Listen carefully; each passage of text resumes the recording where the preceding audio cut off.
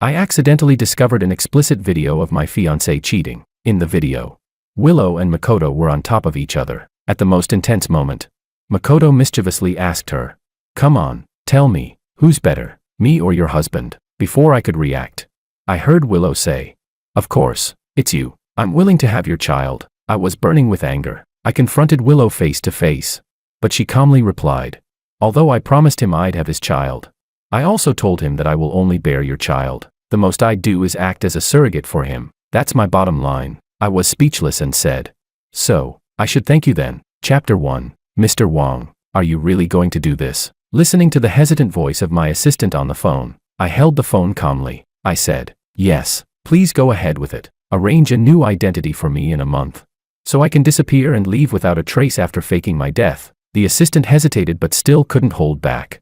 "Mr. Wong, if Miss Liu finds out, she will definitely be heartbroken. You and Miss Liu have been in a long-term relationship for so many years.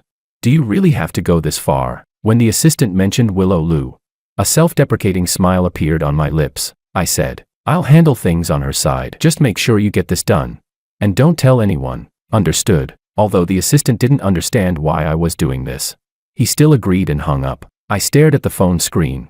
And just then, a trending post on Weibo caught my eye. Heiress of Liu Corporation spends a fortune to buy the entire Love Island in her husband's name. I swiped and gently tapped the link. In the video, Willow, dressed in a high-end gown, with a beautiful face like March peaches, was smiling at the camera while introducing the current projects Liu Corporation is focusing on. She said, "This island has an excellent location and a pleasant climate. We plan to develop it into a natural resort and wellness destination. Once the project begins, the island will officially be renamed George Island, in honor of my husband, Mr. George." If this were the past, I would have been deeply moved by this video, but now, I only feel a sense of sarcasm. The comment section had already exploded, with everyone envying me for having such a wonderful wife. Someone commented, "Oh my god, I heard that CEO Liu and her husband have known each other for more than 10 years.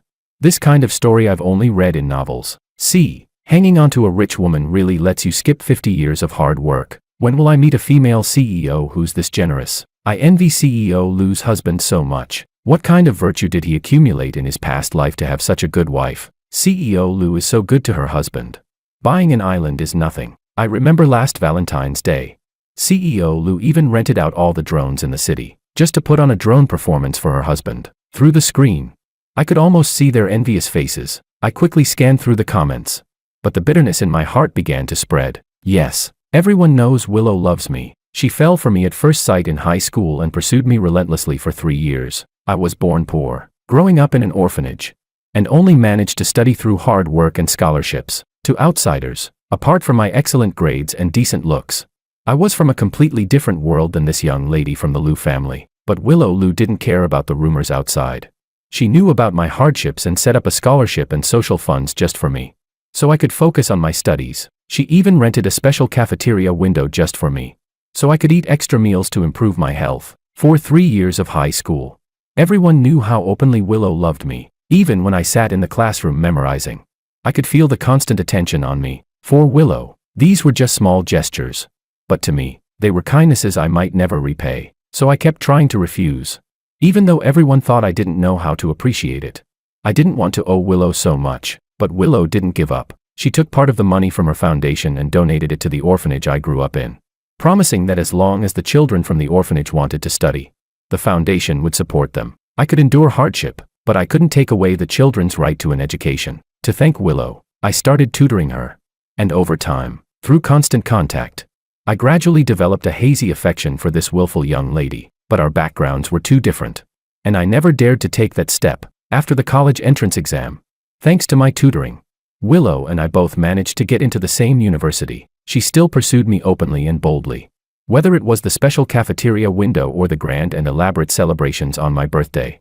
All of it was a public declaration of her love, but such special treatment always aroused jealousy in others. And during a study trip organized by the school, I was pushed off a cliff by one of Willow's suitors, and fell, breaking my leg in the foggy mountains. My phone had no signal, and my backpack was lost during the fall. If no one came to rescue me, I would have just waited to die. At the moment of my despair, a tall, slender figure broke through the fog, stumbling over to my side. That night, I finally agreed to Willow's confession, faced with a girl who was willing to come alone to rescue me. I could no longer refuse her. Chapter 2. This incident caused a sensation in school. And the story of the Liu family's young lady, a beautiful heroine rescuing the hero, became the talk of the town. Everyone was moved by Willow's love for me. And some even asked me for advice on how to find such a wealthy, beautiful, and devoted woman. I had once thought that I had found the most sincere and touching love in the world, to make myself worthy of Willow.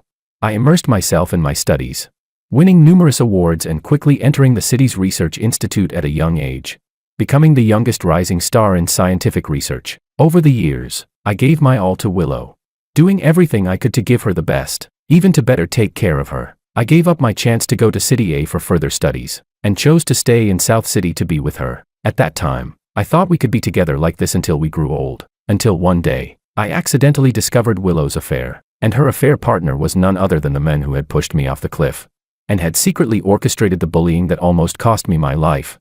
When the truth was right in front of me, it felt like my heart was being ripped apart by something forcefully. I didn't want to believe any of it. Even thought maybe Willow had been forced, but when I saw the video from the dashcam, I had no choice but to accept this painful reality. The woman I was willing to protect with my life had betrayed our vows. Since that's the case, I had no choice but to leave. All the past kept flashing in my mind.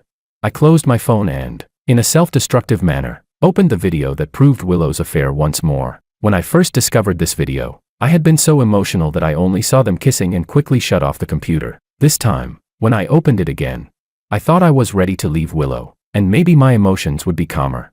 But when I clearly saw the face of the man Willow was kissing, my breath became uncontrollably rapid. I would never forget that face, the man who bullied me, the one who almost caused me to die on that cliff, Makoto. My heart was pounding, and I forced myself to calm down, pressing myself to watch the rest of the video. Willow, I just want you to give me a child. We've known each other since childhood. And if you give me a child, I'll never bother you again. In the video, Makoto's voice was full of pleading, his eyes bloodshot. I've loved you for so many years. Can't you give me a child? Willow fell silent. My heart was in my throat. After a long time, Willow finally spoke slowly. I can give you a child. In that moment, I felt like my mind was buzzing, and all the sounds around me seemed to disappear. I gasped for air, feeling dizzy. Willow agreeing to give him a child meant that before I could think of the worst, I heard Willow's voice in the video. I can give you a child, but I won't carry him. We can do IVF. And how to arrange it is up to you. Makoto clung to Willow's arm, still trying to plead. But Willow's expression had already turned cold. This is my greatest concession. I will only bear George's child. That is my bottom line. Listening to Willow's words, I felt no joy in my heart. If she refused to carry the child but still planned to give Makoto one, that could only mean surrogacy or some other technological means. But surrogacy is illegal. I couldn't accept my wife having a child for someone else. And I couldn't accept Willow crossing the boundaries of the law. In my emotional state, I felt a sharp pain in my heart, my chest rising and falling as if I couldn't breathe. When the video ended, I closed the computer in a flurry. And just as I was about to go back to my room to lie down and rest, my vision suddenly darkened, and I collapsed to the ground. I lost consciousness. And after what felt like a long time, I slowly opened my eyes. George, you're awake. How do you feel? The familiar voice, filled with the same concern, made me slowly turn my head. I met Willow's worried eyes. When she saw that I had woken up, a smile finally appeared on her pale face. Her eyes were slightly red, and she pressed my hand to her cheek, her voice choked with emotion. You scared me so much, do you know that? I came home and saw you collapsed on the floor, and you didn't wake up for an entire night. If it weren't for the doctor saying you just fainted from emotional stress and that you just need to rest, I don't know how I would have made it through. She cried as she spoke, looking like a cat almost abandoned. She said, what happened to you? Why did you suddenly faint? Why didn't you tell me? Chapter 3. I looked at Willow, my mind in a daze. A damp sensation spread through my palm. Willow's tears were burning hot, yet my heart felt nothing but coldness. Facing her warmth and concern, I would be lying if I said I wasn't moved. From high school to graduation, we had been together for a full 10 years. 10 years of feelings. How could they be so easily let go?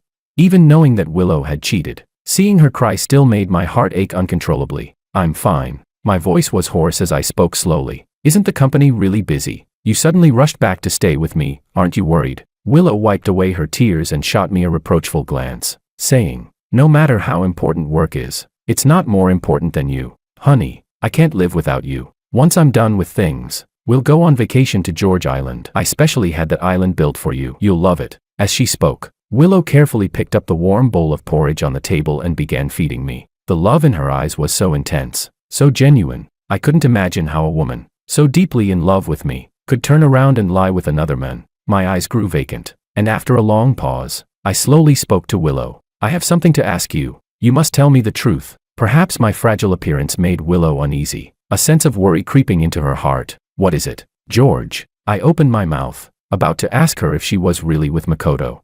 But before I could finish, Willow's phone rang. "Hello." She pressed the answer button, and after hearing something from the other side, Willow furrowed her brows and turned to look at me apologetically. She said, "Honey, something urgent came up at the company. I have to go handle it. We can talk when I get back." "Okay." I sighed lightly, my words unfinished, swallowed back, and said, "Go ahead." Willow came over and kissed me, her faint citrus scent lingering in my nose. She said, "I'll be back soon." With that, she grabbed her clothes and left the house without looking back. I watched her retreating figure, feeling utterly exhausted. I closed my eyes, and before I knew it, I fell back into a deep sleep. I didn't know how long it had been, but I was startled awake by the sound of my phone ringing. Groggily, I opened my eyes and saw the caller ID displaying "wife." Without thinking, I answered the call. Before I could speak, a voice came through the phone that made my heart race. "Slow down." The woman's voice was seductive, with a faint breathiness, like an enchanting temptress. "I can't wait any longer." The response from the man was a hoarse voice,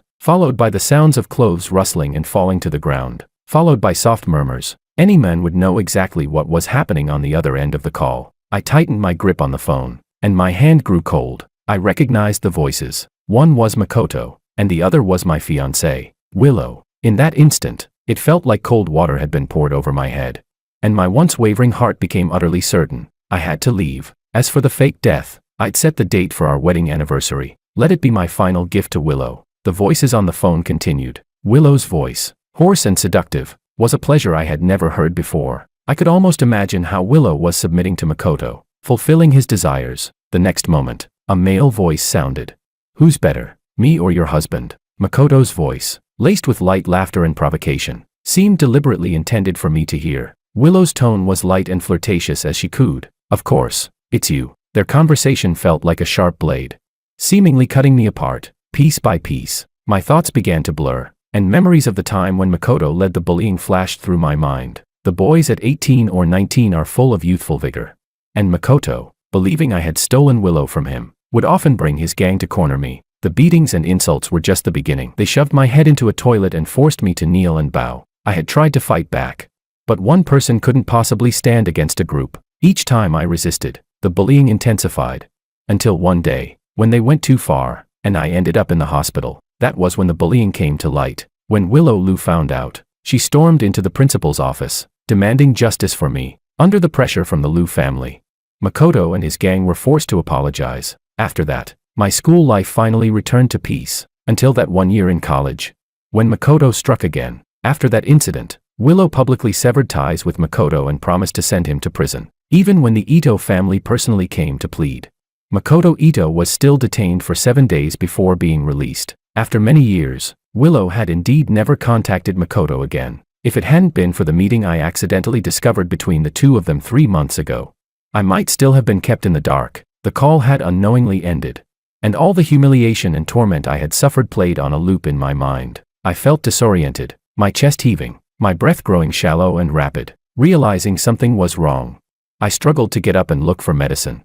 But after taking just a few steps, my vision went black, and I collapsed to the ground. Chapter 4. The pain from the lack of oxygen in my brain made me curl up on the floor. With the little consciousness I had left, I instinctively activated the emergency feature on my watch. This watch was connected to Willow's phone, a gift from her after the cliff accident, so that she could ensure my safety at all times. At that moment, Willow was with Makoto, tangled in an intimate embrace. And just as their passion reached its peak, the phone rang. She recognized it as the exclusive ringtone she had set for George and quickly sat up to answer. But Makoto stopped her hand. Willow said, "Let go." Willow furrowed her brows, but Makoto hugged her from behind, his voice hoarse. "It's midnight. What could be so important? Besides, George is calling you in the middle of the night. What else would he be asking but where you are?" As he spoke, he held her in his arms, pressing her hand against his chiseled abs, saying, "Besides, Are you really willing to leave? The feel of his muscles made Willow's frown soften. She pursed her lips, wanting to say something, but Makoto had already tossed the phone aside. The two embraced and fell onto the bed, lost in the moment, with no one caring when the phone's ringtone stopped. When I regained consciousness, the smell of disinfectant filled my nostrils. I slowly opened my eyes and scanned the room, only to see white everywhere. Sir, you're finally awake. Following the voice, I saw the housekeeper sitting beside me, holding a warm bowl of porridge. She said, when I went to clean your house, I found you lying on the floor, unable to wake up no matter how much I called. I was so scared. The housekeeper placed the porridge on a nearby cabinet, still looking nervous. I called an ambulance. I wanted to contact your wife, but I couldn't get through to her. I've already paid for the medical expenses. The housekeeper seemed a bit awkward, almost apologetic. I moved my lips and, in a hoarse voice, said, thank you so much. I'll transfer the money to you later. Hearing this, the housekeeper visibly relaxed. She took the porridge out, carefully fed me a spoonful, and sighed. Your wife really should make more time for home. No matter how busy work is, she couldn't even answer the phone. I lowered my gaze and quietly sipped the porridge, giving a self-deprecating smile. Of course, she didn't answer the phone. Someone didn't want to take it, and I had a good idea who that someone was. Thankfully, after all this, I had finally let go of Willow. This time, I had fainted from a lack of oxygen caused by my emotions. Luckily, the housekeeper acted quickly and I didn't suffer any lasting side effects. After a day of rest at the hospital, I went home, expecting the house to be empty. But as soon as I opened the door, I was greeted by an unexpected visitor. Makoto was standing in the middle of the living room, staring at the wedding photo on the wall with a mocking expression. Hearing the door open, he turned and looked at me, his face dark, and immediately challenged me. Long time no see. George, you've done quite well for yourself these years, climbing up to the Liu family. You must be really proud. Huh. I ignored him, frowning, and only spoke once I was sure Willow wasn't around. You're trespassing. Breaking into private property is illegal. Makoto grinned maliciously. I'm just here to pick up something for Willow. After all, your wedding house is just for show now. Nothing is ready inside, and Willow finds it inconvenient to use. I stared in disbelief, unable to process what I was hearing. I gritted my teeth and demanded, what did you just say? Although Willow and I had lived in this villa for years, the wedding house was a flat I bought outright for our marriage. Willow said we would leave that place for our children in the future as a testament to our love. So even though we didn't live there, I made sure to have it maintained regularly. I never imagined Willow would bring Makoto there. Just thinking about them being together in that house made me feel disgusted. But Makoto wasn't done yet. He walked up to me, pulled out a stack of photos from his jacket, and threw them in my face. He said, you really think you can keep Willow just because you married her? Look at these photos. She's only satisfied when she's with me. And you're nothing but a useless man who can't give her anything. Chapter 5. The photos clearly displayed moments of their intimate encounters, with Willow's satisfied expression and posture captured in full detail. In that instant, I felt a rush of blood to my head. An overwhelming anger surged within me. What man could accept this scene?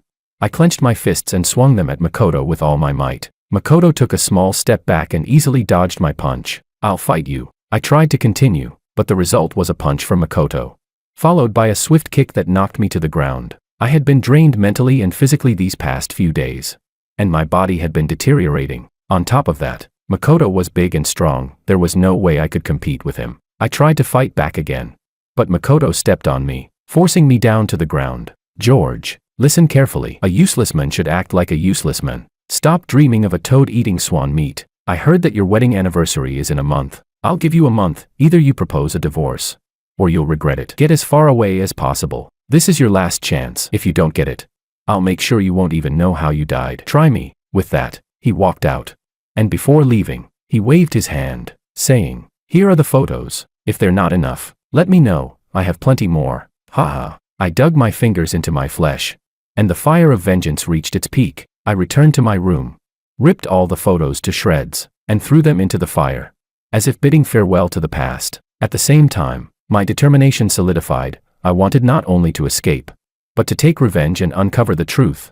That afternoon, Willow finally returned, as gentle and sweet as ever. She said, George, I'm back. I bought you lots of delicious food. Come eat. When she saw the bruises on my face, her expression changed dramatically. George, what happened to your face? How did this happen? Let me see. In the face of Willow's concern, I felt disgusted, yet I still forced a smile. I said, it's nothing, just a little fall. How could you fall like this? Let me take you to the hospital. No need. I've already applied ice. No, we must go to the hospital, right now. Willow grabbed my hand. But I instinctively shook it off, not because I didn't care, but simply because I couldn't stand it. I said, really, it's fine, I'm fine, and I don't have time to go to the hospital. Willow frowned slightly. No time. What do you mean? I forced another smile and said, I'm planning something for our wedding anniversary next month. I want to make sure you'll never forget it. A fleeting moment of guilt flashed in Willow's eyes, but it quickly disappeared. She said, all right, then I'll wait and see. By then, I'll be the happiest woman in the world. The following month. On the surface, I pretended to prepare for our anniversary, treating Willow with tenderness as always, but in reality, I was repeatedly checking the steps for my staged death. I needed to ensure there were no mistakes, because only then would I be able to get what I wanted. 3 days before the anniversary, I went to see my assistant again. Everything's ready, right? The assistant nodded firmly. Don't worry, Mr. Wong. Everything is prepared. According to the plan, CEO Lu will be waiting for you at the venue on the shore, and your ship will encounter an accident along the way. I've prepared the bloody clothes as well, ensuring everything is foolproof. Your new identity has already been set up, and the background is completely clean. No one will suspect you. I nodded and said, that's good. I'll give you a sum of money for your trouble as a thank you fee. The assistant shook his head repeatedly. No, I have just one request. Speak. I hope to stay with Mr. Wong from now on. Wherever you go, I go. I frowned slightly. Stay with me. Are you sure? I don't even know what will happen next.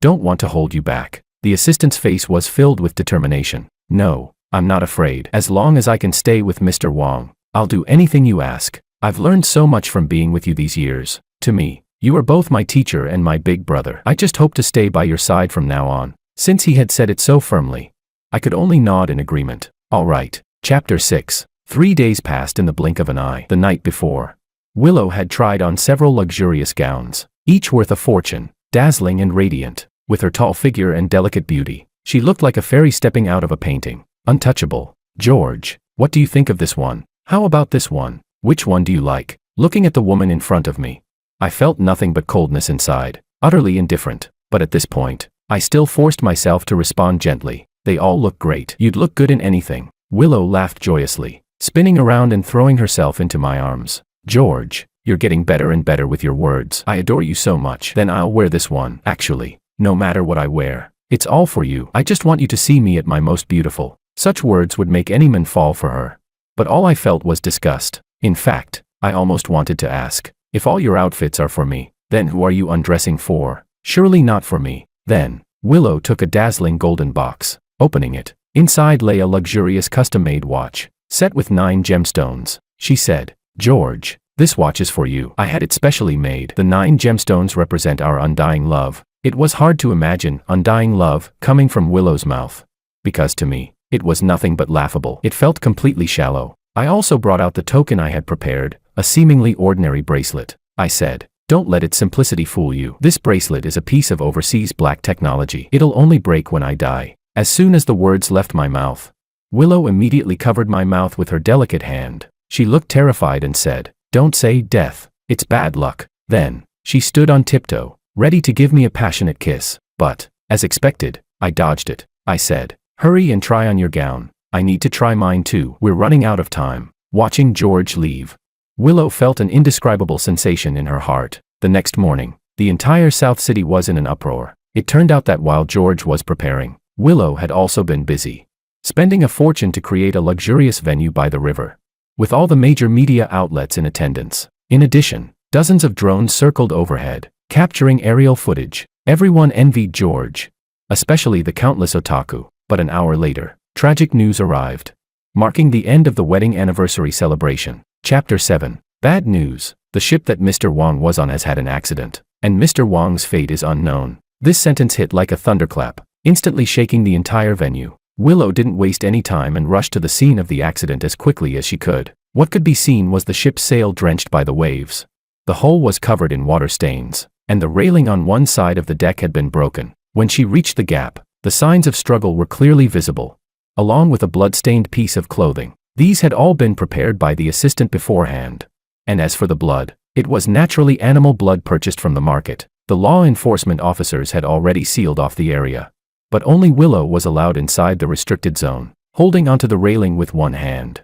She barely supported herself as she was about to collapse, then burst into uncontrollable sobs. George, how can I live without you? Please come back to me. Today is our wedding anniversary. Don't leave me alone. I beg you. She cried so hard, gasping for breath as though she might faint at any moment. The law enforcement officers could only offer comfort. Ms. Lou, please control your emotions. We will do our best to recover him. Please give us some time. Willow grabbed one of the officers. Please, I beg you, save him. We'll do our best. Don't worry. At that moment, a tall figure stood in the crowd. It was Makoto. Looking at the scene before him, Makoto's lips curled into a faint smile. He chuckled. Not bad. You even thought of ending it yourself. This makes it easier for me. Saves me the trouble. In the following days, law enforcement spared no effort in their search, but the result was nothing but disappointment. When the time surpassed the theoretical survival window, law enforcement had no choice but to announce my death to Willow. Additionally, the bracelet on Willow's wrist had shattered, which further convinced her of my death. In front of reporters and the media, Willow cried uncontrollably, even fainting several times. But when night fell and she was alone, a complex swirl of emotions filled her mind. At that moment, the door was pushed open, and a burly man walked in. Willow, no one will bother us anymore. Now we can live our little life. Willow instinctively turned her face away. In truth, her feelings had always been conflicted. On one hand, she was addicted to Makoto, and on the other, she felt guilty toward George and couldn't let go. It was this emotional struggle that led her to be so gentle with George, even buying an entire island as a form of compensation. Perhaps. Willow pursed her lips and said, George has only just gone, so shouldn't we? Before she could finish her sentence, Makoto moved in close, pressing her down onto the bed. He grinned wickedly. Shouldn't we? Shouldn't we try something new? That annoying guy is gone now. What are you still hesitating for? Do you want me to die too? Willow quickly reached out. Don't say that. Looking closely, her actions seemed oddly familiar. Makoto's smile deepened, and he wrapped his arm around Willow's waist. Before expertly removing her clothes, the room fell into silence. Meanwhile, I had already arrived at the East Market, next door to South City. Although the assistant reported that the staged death had been a success, there was no smile on my face. At that moment, I was staring at the custom watch Willow had given me, which even had the red hearts and signatures of both of them. Mr. Wong, are you all right? The assistant asked cautiously. I waved my hand, signaling him to leave. The assistant understood that I needed some time to myself and left, holding the watch in my hand.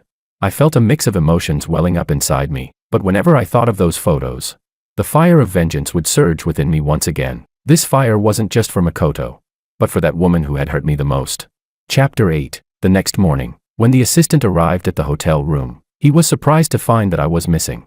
Wong. Mr. Wong. He searched the room several times but couldn't find any trace of me. This is bad. At the same time, Willow was holding a grand funeral for me. As always, when it came to appearances, Willow always made sure everything was top-notch for me. All the major media outlets and reporters arrived, including some of the most influential business tycoons from South City. To say that this was the largest personal funeral in South City's history wouldn't be an exaggeration. As my widow, Willow was in charge of the funeral, and Makoto was by her side as a friend. After receiving the mourners and friends, Makoto suddenly pulled Willow to a corner. Before Willow could react, Makoto's hands began to wander over her body. He leaned in close, his deep and magnetic voice slowly whispering in her ear. Willow, you look really good in this outfit. It's making me lose control. Looks like tonight we can have some fun with this dress. Willow furrowed her brows. This is a funeral. Don't be inappropriate. It's disrespectful to the deceased. Makoto burst into laughter. Ha. Disrespectful to the deceased. Don't even bother. That guy's body isn't here. And even if it was, I'd still have my fun. He grabbed Willow's hand roughly, and his forceful actions left her unable to move. Soon, Willow started to feel a bit disoriented, even beginning to reciprocate his movements. At that moment, a shout echoed. What do you think you're doing? Both of them froze, quickly turning around to see a man with slightly graying hair. The man wasn't old, but his face and hands were lined with wrinkles, making him seem far older than he looked. Dean. Willow quickly stepped back, nervously adjusting her dress. The newcomer was none other than the head of the orphanage, Sean, and also the person George respected most. Miss Lou, what exactly are you two doing? Willow stammered.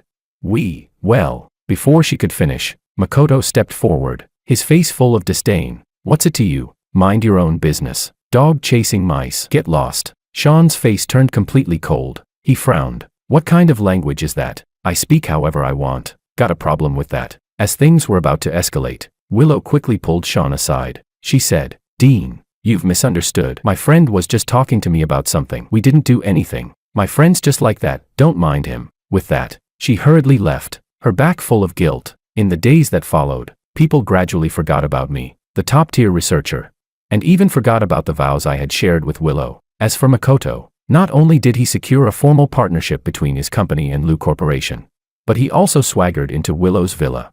And it seemed like everything had settled into place. Chapter 9. But even though everyone had forgotten about me, there was one person who hadn't, my assistant. He searched everywhere for any trace of me.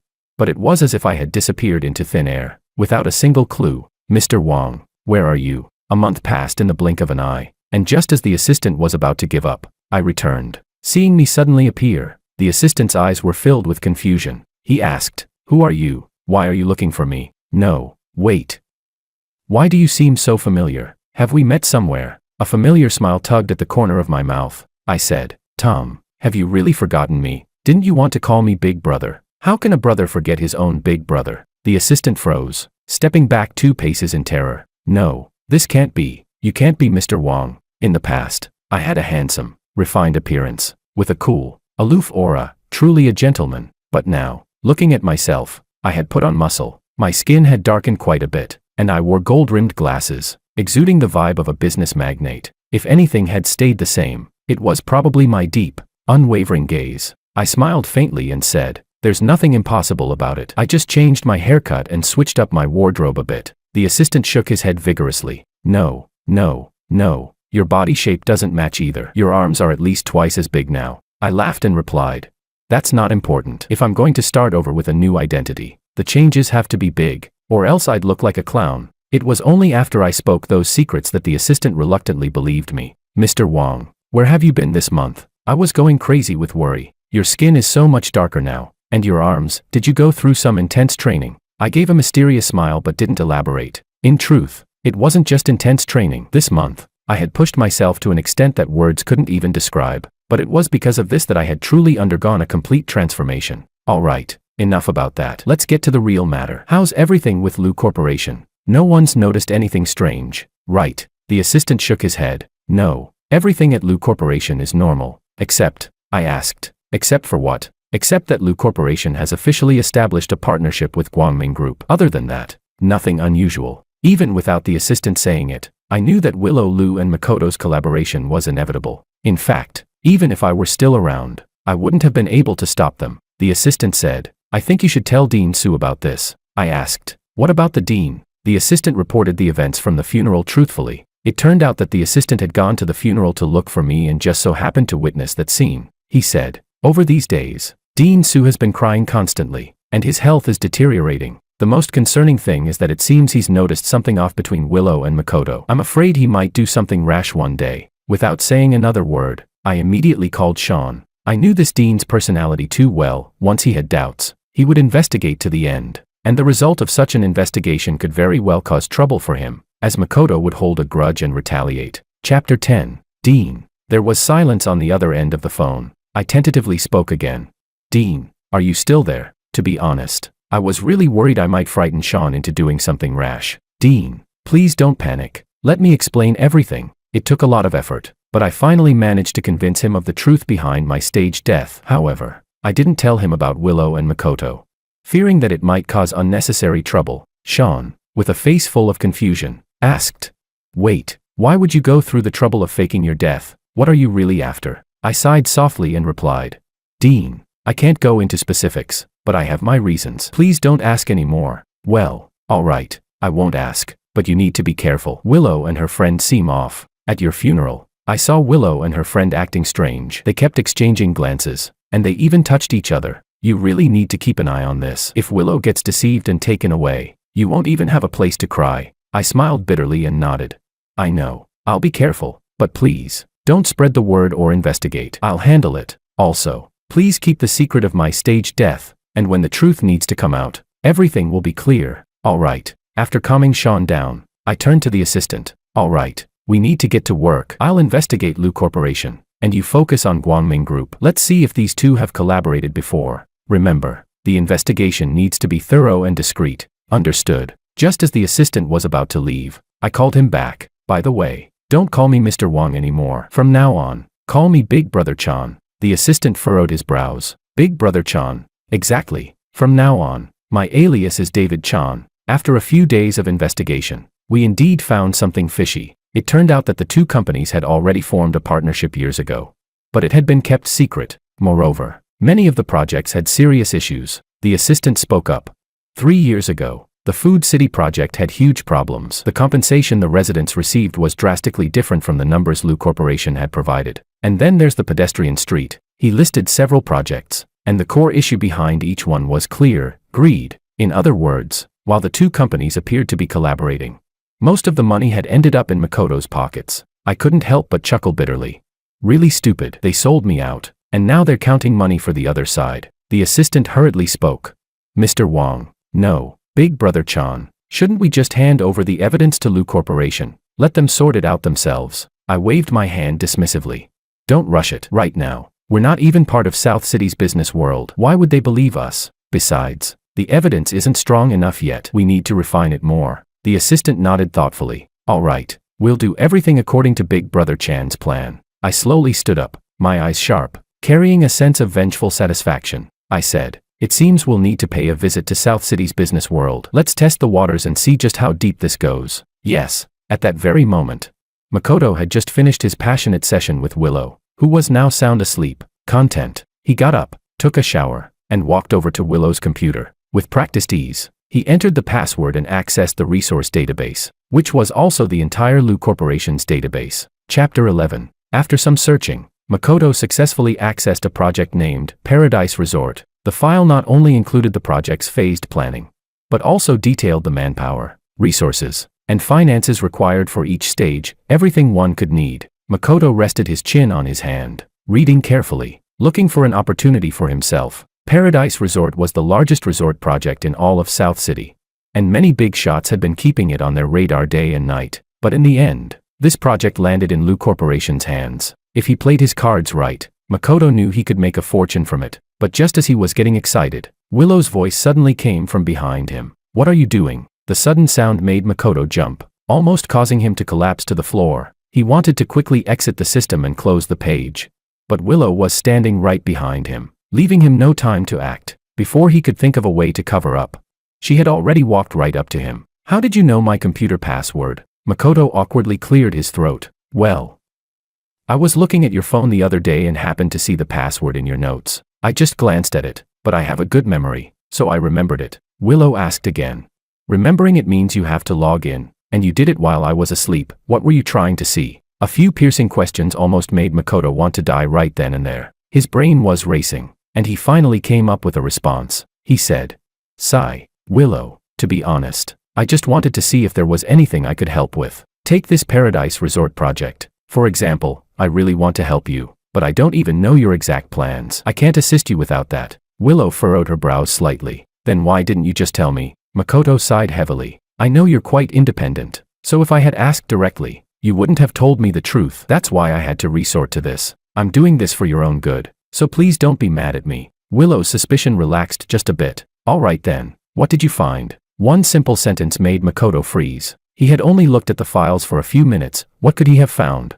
Moreover, these were things he was supposed to send to professionals. Even if he stared at them for hours, it would be useless. But with Willow's sharp gaze, he had to make something up. He said, I found something. Funding is the biggest issue. Willow looked a bit exasperated and replied, Is that so surprising? We've already invested 50 million in this resort, but it's still far from completion. We don't even know how much more will be needed. I've already decided, 2 days from now, I'll attend the Orange Hotel Investment Conference and see if I can find a suitable investor. Makoto's eyes lit up, and he quickly straightened his posture. This is a small matter. Leave it to me. I'll go. You'll go. Yes, I'm an investment professional. You can leave it all to me. Besides, I've been in touch with a lot of investors recently, and this is a good opportunity to talk to them in detail. Willow thought for a moment and said, All right, I'll have Manager Law accompany you. Manager Law was not only the manager at Lu Corporation but also one of the veterans of the company. Having worked there for decades with a strong influence, Makoto wanted to refuse, but Willow had already made up her mind.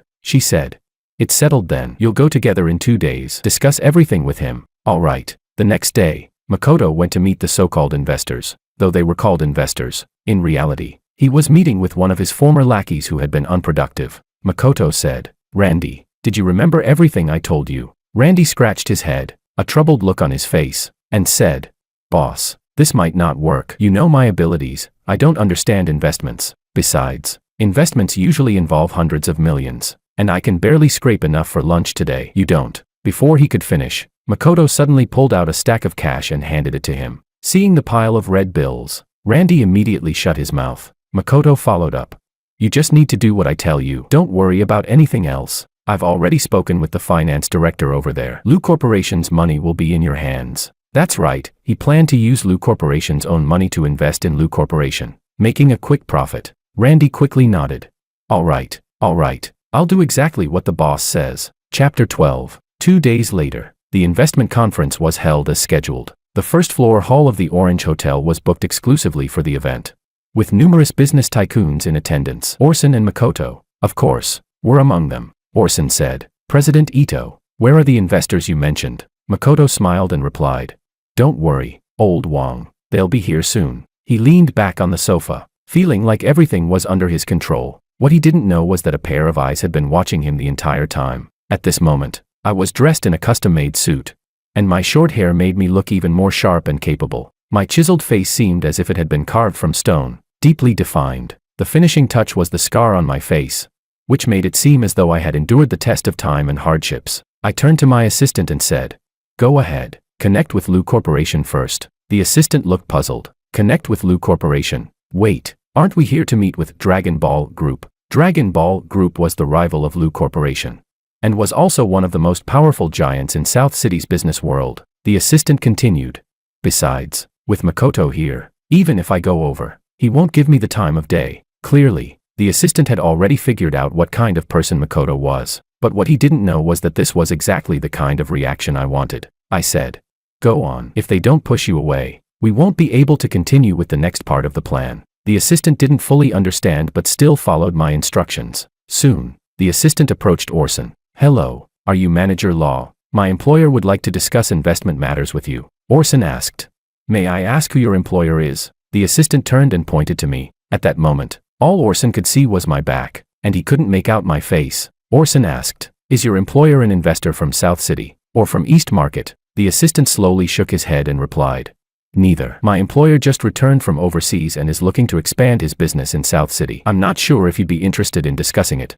Orson naturally nodded and said, "Of course, I'd be interested. The investment conference is precisely for discussions like this." He was about to move forward when Makoto suddenly grabbed his arm. "Manager Law, weren't we supposed to meet with my investors?" Orson responded honestly.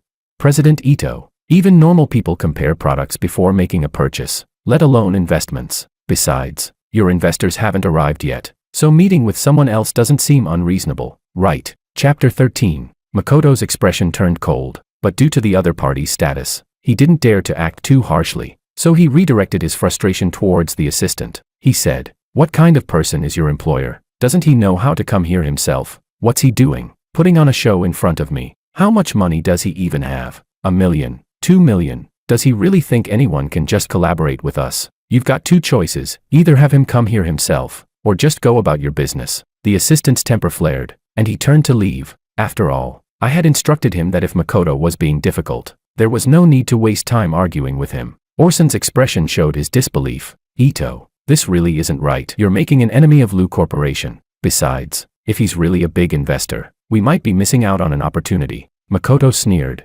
completely unconcerned. "What big investor? Just look at him. Does he have the air of a big investor? Besides, I've already gone through the list, and the only real big investor here is the one I brought. And look, here he comes." Orson turned to see a man in a suit walking over. It was Randy. Although he walked a bit awkwardly and his greasy hair didn't give off the impression of someone important. Makoto trusted him, so he had no choice but to go over and have a chat. Meanwhile, the assistant returned looking frustrated. He said, "Big brother, I told you there was no need to go. Not only did I get no results, but I also had to endure that guy's disgusting attitude." I smiled and patted the assistant on the shoulder. I know. Thanks for your hard work. Let's focus on the real business now." I stood up and walked toward the general manager of Dragon Ball Group. I said, "Hello, I'm David Chan, and I'd like to discuss an investment partnership with Dragon Ball Group." The general manager looked up at me, then stood up politely and shook my hand. He said, Mr. Chan, I'm curious, what are your plans for this investment? I cleared my throat and deliberately raised my voice. It's simple, I plan to invest 100 million. For the first round, I can invest 30 million. The moment those words were spoken, the general manager was stunned. Not just him, but everyone else in the room turned their attention to me. In South City's investment scene, no one had ever invested such a huge amount of money. After all, 100 million in cash flow was no small amount, and even top-tier companies might not have that kind of liquidity available at once. People started whispering. Who is this guy? He looks young. How dare he make such bold claims? I've never heard of anyone investing 100 million. Forget the 100 million, just the 30 million for the first round. That's something we've never seen before. Makoto and Orson, of course, also looked over, their eyes filled with confusion. The general manager frowned and said, Mr. Chan, what did you say just now? I didn't quite catch that. Could you say it again? I smiled faintly and repeated. I want to invest 100 million. With 30 million for the first round. I'm wondering if you'd be interested. If not, we can skip it, and I'll just go look for other companies. At these words, the other business tycoons immediately couldn't sit still and started approaching. We at Dashing Group are interested. Let's talk. We're also interested and will offer you absolute sincerity. Mr. Chan, right, please. Let's talk privately. Chapter 14. Seeing this, Orson no longer had any intention of continuing his conversation with Randy, and turned to walk toward me. Makoto quickly reached out to stop him. Manager Law, what are you doing? We haven't finished talking yet. Orson slowly spoke. I don't think it's necessary to continue. Let's take a look at what's going on over there first. If the investment is really as high as 100 million, I don't think I need to say much about how to choose. Makoto was instantly shut down. After all, the investment Randy was discussing was only 8 million. Which was like comparing the sky to the earth next to my offer. As the group of tycoons approached, the general manager of Dragon Ball Group instantly became furious. He waved his hand. Go, go, go. Stay over there. Mr. Chan was the first to talk to us. What's your business here? Mr. Chan, I'd be happy to discuss things with you. The contract will be ready right away. But before he could finish, a cold snort sounded. Heh, a grown man. And you can't even see through such a small trick. And you call yourself a general manager. The general manager turned around in displeasure. Just in time to meet Makoto's gaze. What did you say? Say it again. Makoto shrugged.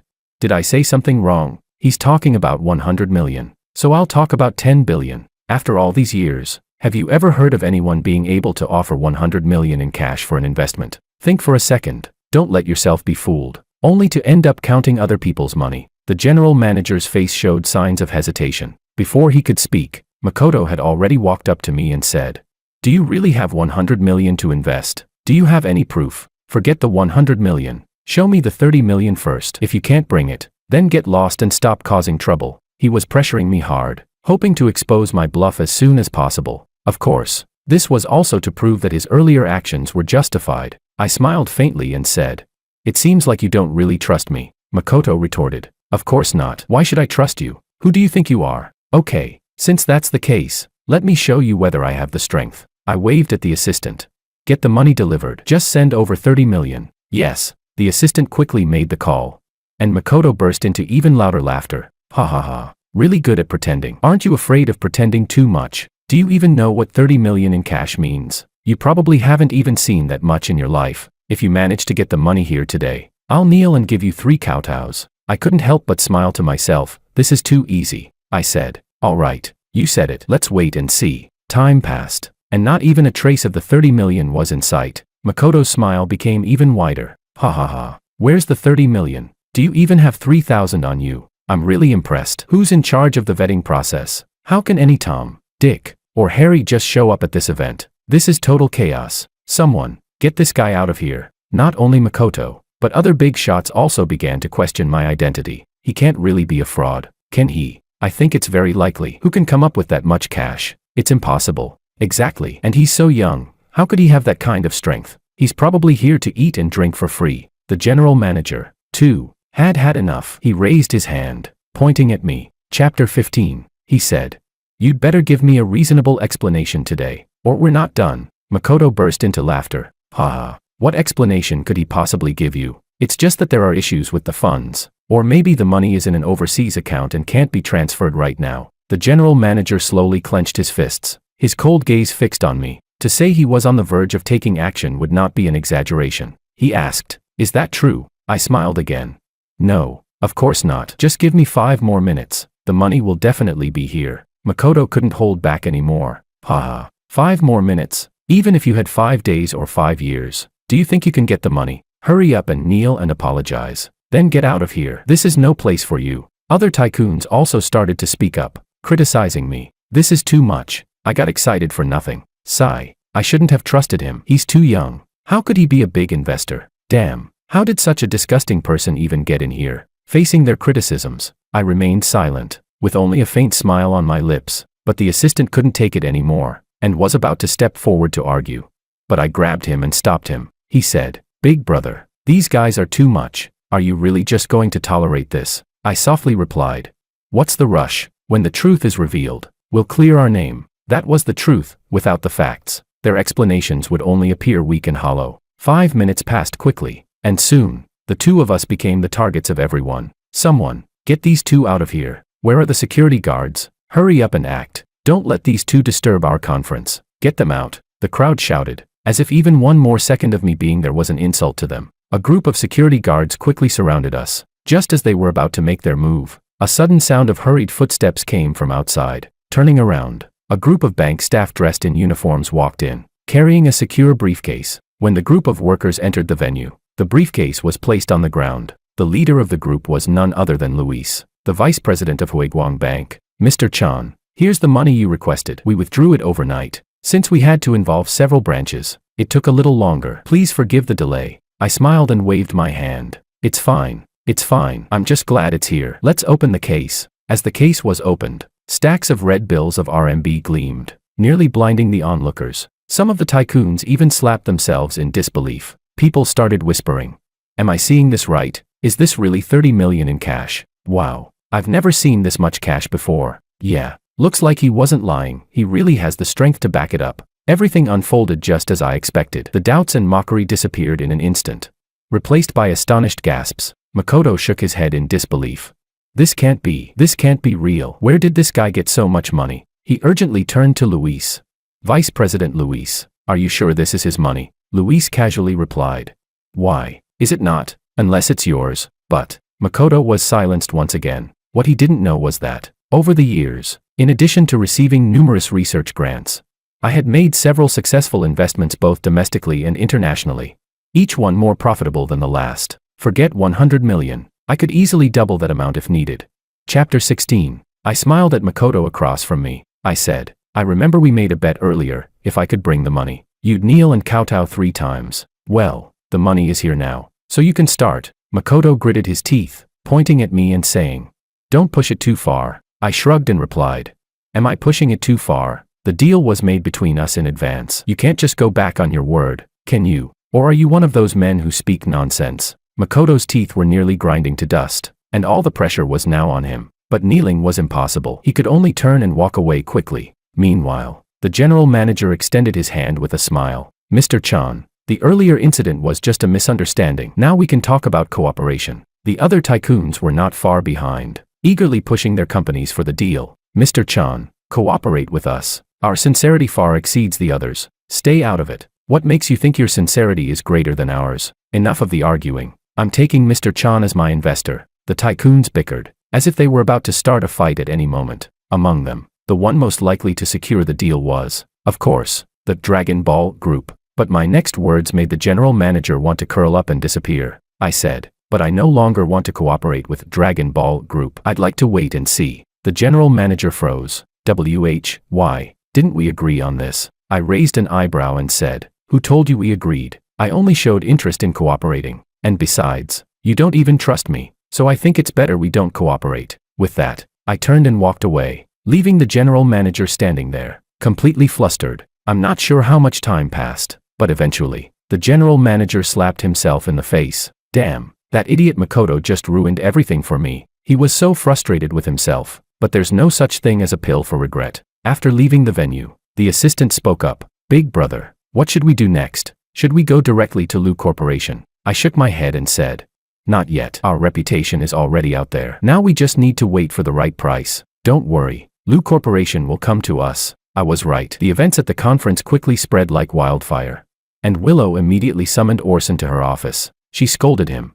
"Manager Law, I trusted you by having you represent me at the conference. And this is how you repay me. Why didn't you secure that deal? What the hell were you doing? She was seething, her chest rising and falling with anger, as if she were about to explode. Orson slowly lowered his head and said, CEO Liu, you can't blame me entirely. I wanted to talk with him, but President Ito didn't give me the chance. Plus, you asked me to cooperate with him. So, though his words were unfinished, the meaning was clear. In the end, it was Willow's own fault, and she had no one else to blame. Just then, Makoto pushed the door open and walked in. Willow naturally had no good attitude toward him. She bit her lip and said, "Why are you here? Look at what you've done. We lost that investor. What will we do with our upcoming projects?" Chapter 17. Makoto gently pressed his hand down and said, Don't rush. Everything is under my control. I think this David is a bit strange. If his capabilities are really that strong, why didn't we notice it earlier? I suggest we investigate his background thoroughly before taking any further steps. Also, he hesitated. Willow asked, "Also what?" He said, "I keep feeling like I've seen him somewhere before, but I just can't remember where." Willow waved her hand dismissively. "That's not important. Hurry up and investigate. Speed is key. The faster we act, the more we can take the initiative." Understood. Makoto's speed was indeed fast. Within 2 days, he had dug up every detail about my identity, but it was all for nothing, because I had already anticipated this. My background was completely clean, and there was nothing to find. After learning the situation, Willow immediately gave her orders. "We must extend an olive branch to him immediately. This investor must be secured." Makoto waved his hand. "Don't rush. If we don't act, no other company will either. Besides, that guy is arrogant and dismissive of everyone. He won't be interested in anyone else other than us." As soon as he finished speaking, Manager Law brought the bad news. CEO Liu. According to the latest reports, many executives from other companies have already approached David, including some major players. Not only that, it seems David is also open to discussing cooperation. Willow slammed her hand on the table, immediately getting anxious. "This is bad. Get the car ready. We need to go find him now." Makoto tried to speak more, but Willow didn't give him the chance and turned to walk away. Helpless, he could only follow behind. In the car, Makoto kept talking. "There's no need to rush. I don't believe that so many companies are actually chasing him. Slow down. We still have time." But as soon as they arrived at the hotel lobby where George was staying, Makoto instantly fell silent. The hotel lobby was already packed with business tycoons. Top groups like Dashing Group and Huasher Group were all present. Thinking about Makoto's earlier words, he now felt like a clown. After some investigation, it was learned that George was currently in his room discussing matters with Dragon Ball Group, while the others had to wait in the lobby. Willow silently cursed under her breath. Manager Law said in a heavy tone, "This is bad. Dragon Ball Group beat us to it.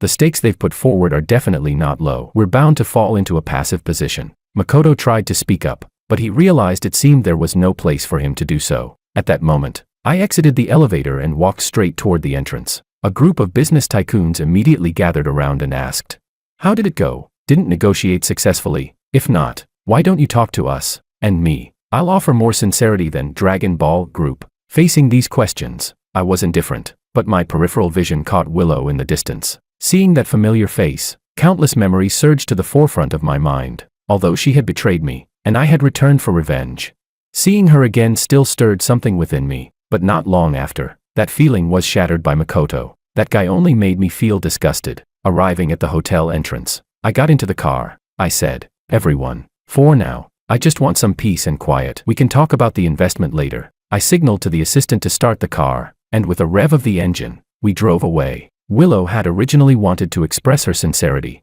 but there were too many people, and she couldn't get to the front. She said, "Manager Law, I have a task for you. Find out where he's staying as quickly as possible. We can't let anyone else get there first." "Yes." Makoto, standing beside them, was still unable to get a word in. Chapter 18. The next day, Manager Law actually found out where I was staying, but what he didn't know was that all of this was intentional. I had deliberately leaked the information to him. Willow rushed over without delay, with Makoto and Manager Law right behind her. As soon as the door opened, and the familiar face came into view, my mind went blank. Although I had prepared for this, my heart couldn't help but flutter at the sight. It wasn't just me. Willow was also caught in a moment of daze. Although my style and appearance had changed, my eyes and the sharp angles on my face were the same. If the law enforcement hadn't declared my death, she would truly have believed that the person standing before her was me. I quickly snapped out of it, raised an eyebrow, and asked, "What's the matter?" Willow quickly regained her composure. She said, Mr. Chan, I'm Willow Liu from Liu Corporation. I'd like to discuss a potential partnership with you. Without thinking, I directly refused. I've made myself clear. I'm not interested in cooperating at the moment. Please leave. Willow shook her head repeatedly. No, please. I think we need to talk. The terms I'm offering will definitely make Mr. Chan interested. Please, Mr. Chan, just give me a bit of time. If it really doesn't work, I won't bother you any further. Naturally, I played along. Once we entered the room, Willow handed over her proposed terms. I must admit, she was serious about this. She had raised the profit share for the resort project to 35%. Normally, the share would be around 20%. She asked, Mr. Chan, what do you think? I casually tossed the document aside. I said, I don't think much of it. Willow frowned slightly and asked, then what are your demands? I said, it's simple. I want full control over this project. You can arrange a position for me, like deputy manager or something. I paused for a moment and continued. Also, this gentleman must fulfill the bet we made that day. I pointed at Makoto. Makoto was instantly furious. He shouted, you're crossing the line. Willow furrowed her brows again. She asked, fulfill the bet? What do you mean? Manager Law spoke up to clarify. When he learned that I wanted Makoto to kneel and kowtow 3 times, Willow was clearly conflicted. She said, Mr. Chan, I can let you take control of this project, but as for the bet, let's forget about that. After all, it was just a joke. There's no need. Before she could finish, I raised my hand and interrupted. I don't think it was a joke. A bet is a bet. If you can't lose, why make the bet in the first place? If this gentleman is really unwilling, then forget it. I'm not someone who forces others. I waved my hand, signaling for the assistant to come over. I said, contact Dragon Ball Group and tell them I agree with their terms. Have them bring the contract over. Yes. Just as the deal was almost in my hands, Willow immediately panicked. She said, wait, let's talk this through. I lazily crossed my legs. I said, it's time to start. Makoto clenched his teeth, feeling as if his face was being dragged across the ground in humiliation. Chapter 19. In the end, Makoto still bent his knee. There was no choice. For the sake of his ultimate plan, he couldn't afford to fall out with Willow just yet. I laughed loudly. Ha. Then it settled. In a few days, I'll join Liu Corporation. Back in the room, Makoto was furious, smashing and throwing things as the anger inside him wouldn't subside. Willow sighed helplessly. Sigh. This was the only way. I hope you can understand. Makoto spat on the floor. Ugh. I can't understand it. I've never kneeled to anyone in my life. Besides, why does this project have to be handed to him? Who does he think he is? All he has to do is send the money. Why is he interfering with everything? Willow let out a long breath. She said, I know you've been wronged. Here's what I'll do. The company is short of an executive vice president. If you don't mind, I'll announce your appointment tomorrow. Hearing the words, executive vice president, Makoto's eyes instantly lit up. He had been eyeing this position for a long time, but had never found the right opportunity to bring it up. Now, it was being offered to him on a silver platter. Once he became the executive vice president, he would have authority over all the department managers and directors. That would bring his grand plan even closer to realization. Makoto said, all right, since you trust me so much, I won't decline. But, aside from him handling the project, I'd also like to supervise it from the side, just to be safe. What do you think? Willow nodded and said, sure, it's all up to you. As soon as she finished speaking, Makoto suddenly moved forward and ripped Willow's clothes off, saying,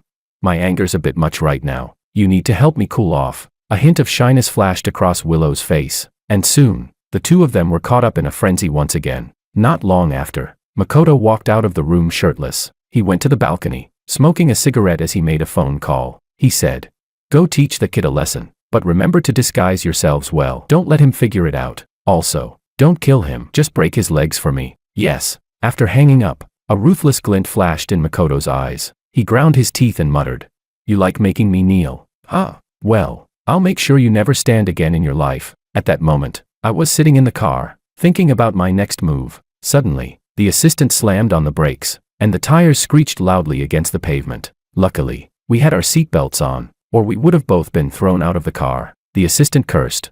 Does this guy even know how to drive? Just as the assistant was about to get out, I stopped him. The situation's off. Get moving. Before the assistant could react, several men in black suits got out of the car ahead of us. Fortunately, the assistant was skilled at driving. He quickly turned the steering wheel, revved the engine, and executed a perfect drift, but the car behind us wasn't letting up. The two cars engaged in an extreme high-speed chase on the road. Big brother, who are these guys? Why are they suddenly causing trouble for us? I smiled faintly and said, I think I know who they are. Follow my lead and drive to the old district. The assistant hesitated for a moment. He said, the old district? That's not a good idea. It's all narrow alleys there. We'll get blocked in for sure. I smiled slightly and said, that's exactly what I want. Ah. The assistant was completely confused, having no idea what I was planning. I said, drive to the old district. If anything happens, I'll take responsibility. Chapter 20. Before long, the car drove into the old district. Just as the assistant had said, the area was still undeveloped, with many buildings dating back decades. This resulted in winding alleys where it was difficult to even turn the car around. And in places like this, the result was inevitable. We were soon caught up. The assistant quickly turned the steering wheel, but in the end, the car got stuck in the alley. As several men in black suits charged at us, weapons in hand, the assistant's heart raced. He said, big brother, you need to run. I'll hold them off. Just as he was about to get out, I stopped him. I smiled and said, no need. Leave these guys to me. I've been wanting to test my skills on a few people. You stay in the car, no matter what happens. Don't get out. With that, I opened the car door and stepped out. The group of black-clad men glared at me fiercely, their eyes filled with provocation. The leader said, kid, you must be out of your mind. Driving into a place like this. Another underling chimed in. Yeah, if this were on the open road, I wouldn't be sure I could handle you. But now, you've come right to us. Kid, make it easy on yourself and break your own legs. We'll spare you the trouble. I waved my hand dismissively. Just do it already. Stop talking. As they were about to move in, the assistant suddenly blocked me. Take it out on me. Don't touch my big brother. I felt a mix of appreciation and helplessness. I gently pushed the assistant aside. I said, I told you it's not your problem. Go sit in the car and rest. I'll take care of them. But, no buts. Watch me. With that, I rushed forward, my speed like lightning. Before the men could react, I had already reached them. Then came an overwhelming one-sided slaughter. These so-called tough guys were like chicks in front of me, completely unable to fight back. To put it bluntly, this was a perfect case of dimensionality reduction. The scene quickly filled with cries of pain. Ah, it hurts. My leg. Please stop. We can talk. Before long, all of their legs were broken, and one by one, they knelt on the ground, no longer showing any of their previous arrogance. I smiled and asked, weren't you guys going to break my legs? Why are you already out of breath? You have this little bit of strength and still want to cause trouble. You must be tired of living. The men begged for mercy. Big brother, please spare us. It's all our fault. We won't dare do it again. Please, big brother, spare us just this once. I looked over at the assistant. I said, call the law enforcement. Ah, okay.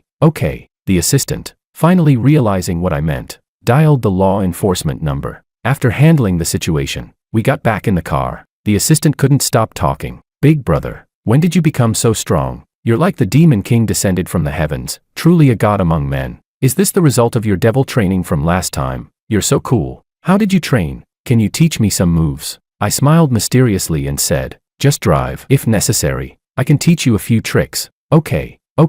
Upon learning the news, Makoto was alarmed and quickly ordered that all ties between him and his underlings be severed, including their accounts. He instructed, go visit them at the law enforcement. Keep an eye on them. If they dare say anything more, they can start preparing to collect their parents' bodies. Chapter 21. After hanging up the phone, Makoto was so angry that he almost smashed everything in his room. But since Willow was still resting and he couldn't disturb her, he had to go to the garden to vent his frustrations alone. Damn it, where did this guy come from? Always getting in my way. Just wait and see. I want to see who will be laughing in the end. 2 days later, Makoto woke up early and went to Lu Corporation. This was the first time he came to the company since becoming the executive vice president. His goal was clear. He went straight to the security team. The team leader was a bald man, with a shiny head, and was nicknamed Big Bald Egg. When the team leader saw Makoto Ito, he greeted him with a smile. Isn't this Vice President Ito? What brings you, the big boss, to my little temple? Are you not welcoming me? No.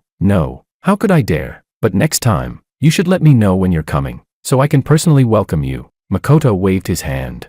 No need. I'm here for business. I've noticed that our company's security isn't great. It feels like anyone can just walk in. The team leader froze for a moment, thinking, uh-oh, this is trouble. He asked, Vice President Ito, who told you that? That can't be right. What do you mean, can't be right? I've already looked into it. Don't act like you don't know. From now on, pay more attention and don't let anyone random come in. This is an insult to the company. The team leader nodded repeatedly. Okay, I'll make sure to improve the security. Makoto asked, by the way, what's the main task today? The team leader answered honestly. He said, CEO Lu asked me to take good care of the new deputy manager of the project department today. This was exactly what Makoto had been waiting to hear. He said, "No need to entertain him. He won't be coming today. If he's not coming, that doesn't mean someone else won't come pretending to be him. I've received word that someone will try to impersonate him to get free food and drink. You know what to do, right?" The team leader immediately straightened his back. "Got it. Leave it to me. I'll make sure that guy doesn't get in." "Good. I'll be watching your performance." At this moment, I had no idea what trouble Makoto was stirring up again. Half an hour later, the assistant and I arrived at the gates of Lu Corporation. Looking at the Lu Corporation building, I felt no sense of familiarity or warmth. Instead, all I felt was alienation and distance. Although I had been with Willow for 10 years, I had never interfered with the company's affairs, always keeping my boundaries. But now, it seemed that this sense of boundary wasn't such a good thing. If I had paid more attention, I might have discovered Makoto sooner. I exhaled a heavy sigh and slowly walked inside. But as soon as I stepped into the building, the security guard at the door blocked my way. "Stop. What are you here for?" the assistant responded. "This is the new deputy manager of the project department. Let us through." The guard was stunned for a moment, then immediately smiled. "The deputy manager of the project department, is that David?" The assistant furrowed his brows and said, "You're calling him David? Get out of the way." The guard sneered. "What if I called him that? What are you going to do about it?" The assistant's face instantly turned cold. He said, "I suggest you don't make trouble. Move aside now." Or, before he could finish, a cold snort interrupted. "Or what?" Turning around, a man with a shiny bald head walked over. He didn't address us, but instead looked at the security guard. "Idiot. I've told you 1,000 times. Just throw guys like this out. What's the point of talking to them?" The assistant looked puzzled and said, "Are you crazy?" The team leader grinned and said, "Hey, I think you're the crazy one. Who dares to impersonate someone else? You're asking for trouble." I spoke up at the right moment. "Are you saying I'm impersonating someone?" The team leader nodded and said, "Yeah, isn't that obvious? We've already seen through your little tricks. Why don't you show your true self now? Look at you, all dressed up. Where did you get that knockoff? Introduce me to your source. I'd like to buy a couple of suits myself." The assistant clenched his fists. "I'll say this one last time, move aside." The team leader puffed out his chest. "Ha, you want to get tough with me? Let's see if you can handle it. I'll make sure you don't even recognize your own mother today." As soon as he finished speaking, a slap landed on his face. The force of the slap was enough to knock him to the ground. I shook my hand with disdain and said, "Seems like the security standards here are too low. Anyone can get in." The team leader immediately rolled up his sleeves. "Son of a, how dare you hit me? I'm going to fight you. Why are you all standing there? Hurry up and do something." The surrounding security guards quickly approached. I stretched my muscles, ready for action. At the critical moment, a roar echoed. "Everyone stop." Manager Law quickly walked over, coldly questioning, "What are you doing? Who told you to be disrespectful to Deputy Manager Chan?" The team leader froze for a moment, then quickly waved his hand. "No, Manager Law, you misunderstand. This guy isn't Deputy Manager Chan. He's just an imposter." Slap. Another loud slap rang out. Manager Law had a violent temper and didn't tolerate him at all. Manager Law angrily said, "Shut your filthy mouth." He then walked in front of me and gave a slight bow. "Deputy Manager Chan, it's our mistake, and we've frightened you." I replied, "It's fine. I didn't lose anything." Now the team leader was getting anxious. He said, "No, this can't be right. It's impossible for him to be the real one. I just received news this morning that Deputy Manager Chan isn't coming, and it's an imposter here." Manager Law gave him a displeased look. "Whose news are you talking about?" The team leader began to say, "It's from Mako." Before he could finish, a figure dashed over. It was Makoto. As expected, the team leader was slapped twice again, then kicked to the ground. Makoto angrily shouted, "What the hell is wrong with you? Are you blind? You can't even recognize Deputy Manager Chan. You should donate those eyes." The team leader covered his face, looking aggrieved. He said, "Vice President Ito, it's not my fault. It's you." Before he could finish, Makoto slapped him again. He cursed, "Did I not teach you properly? Such small matters, and you make me explain them to you. What the hell are you even doing?" The team leader had now suffered his fair share of punishment. Being beaten by 3 people in turn, he'd probably never forget this for the rest of his life. I quietly watched this spectacle, already knowing who was behind it all. Seeing that the team leader was nearly beaten to death, I raised my hand and said, "All right, Vice President Ito, I'm fine. Let's call it quits." After speaking, I turned and walked away, not wanting to stay any longer. Once I left, the anger in Makoto's eyes intensified. Arriving at the project department, I was momentarily stunned by the scene before me. Well, is this the project department? If I didn't know better, I'd think I had walked into a wonderland. Chapter 22. Looking around, the project department was filled with smoke, and I even began to wonder if these employees could even see their computer screens. No, wait, they weren't even looking at the screens. That's right. One by one, they were sitting at their desks, either playing on their phones, watching videos, or sleeping with their heads on the desk. Not a single person was working properly. I looked at Manager Law in disbelief and asked, Manager Law, you're not joking, right? This is really the project department. Manager Law nodded. Yes, this is the project department. I frowned and said, what kind of joke is this? Which project manager would allow this? This place is worse than a talent market. Manager Law sighed helplessly. You don't know, but these people are distant relatives of Willow. Young CEO Lou specifically ordered that they be well taken care of. Plus, the department head is Willow's uncle. So, he trailed off, but I already understood. In the past, I never paid attention to the affairs of Lou Corporation, so I didn't know about these parasites. I took a deep breath, bracing myself, and walked into the project department. The assistant shouted loudly, "This is the newly appointed deputy manager of the project department. Everyone, please pause your work or your games." As expected, no one paid him any attention. Everyone continued as they pleased, doing whatever they were doing. The assistant wanted to say more, but was suddenly choked by a cloud of smoke, quickly running out of the department. I wasn't any better off, and within 2 minutes, I had to retreat as well. I said, "What kind of place is this? How am I supposed to work here? Is there not a single normal person in the whole department?" Manager Law responded honestly.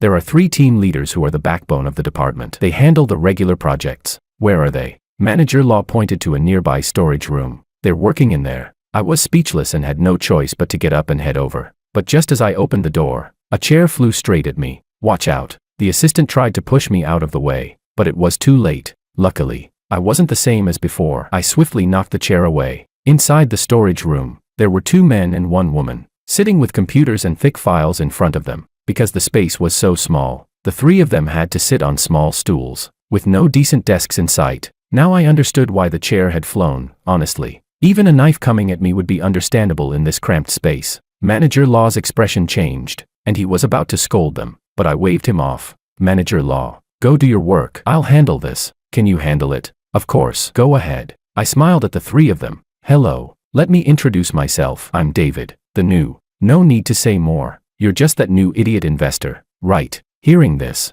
I was momentarily stunned. "I'm the idiot investor." A large, burly man stood up. He said, "Yeah. Who else would be dumb enough to throw millions into a project department like this and then take a deputy manager role? If you're not an idiot, then who is?" This man was Pat, known for being blunt and not holding back. The other 2 were Daniel and Santiago, the 3 team leaders of the department. I awkwardly cleared my throat and said, How are you guys working here? Why are only the 3 of you here? Where are the other employees?" "Heh, the employees are obviously slacking off over there. Why else would they be with us?" "Yeah, where else would we be working? At your house. Doesn't matter. We've already decided. We're quitting after today. Who wants to stay in this shitty place?" I could tell that the 3 were already fed up, so I immediately assured them, "Don't worry, I'm here to help you out. I'll make sure you get what you deserve." The 3 of them froze, then laughed lightly. "Heh, you really know how to talk big. You don't even believe the words coming out of your own mouth. You're going to help us? Who do you think you are? Yeah,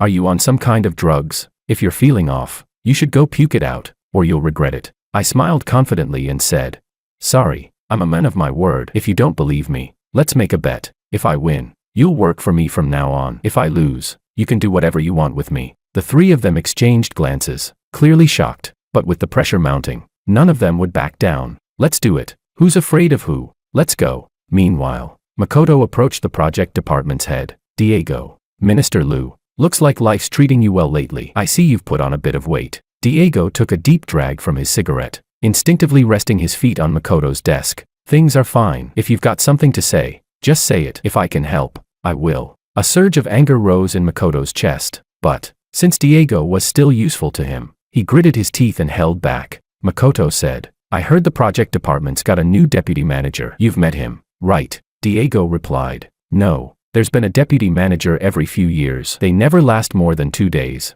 They always end up leaving." "What's the big deal?" Makoto slowly shook his head. "No, this time it's different. This guy might be a problem. He's probably going to try and straighten out the project department." Diego burst into laughter. "Straighten out the project department? With him? You're killing me. Does he even have the right?" "I'll make it clear, if he really manages to straighten out the project department, I'll take his last name. Makoto was about to say more, but Diego cut him off. Is there anything else? If not, I'm out. My game's not finished yet. I can't leave my teammates hanging. Makoto was speechless. He said, don't underestimate him. If he really cleans up the department, you won't even know where to cry. Listen to me. You'd better figure out something quickly, or you'll just be dragged along. Diego chuckled. Heh, I've never been one to be dragged around. All right, I'm done here. I'm leaving. He was about to walk out when a project department employee rushed in. Minister, there's a big problem. The scene rewinds 5 minutes earlier. I had arrived at the project department with the 3 team leaders. As soon as I was about to enter, Daniel instinctively blocked me. Maybe we should just forget it. Once you step in, there's no turning back.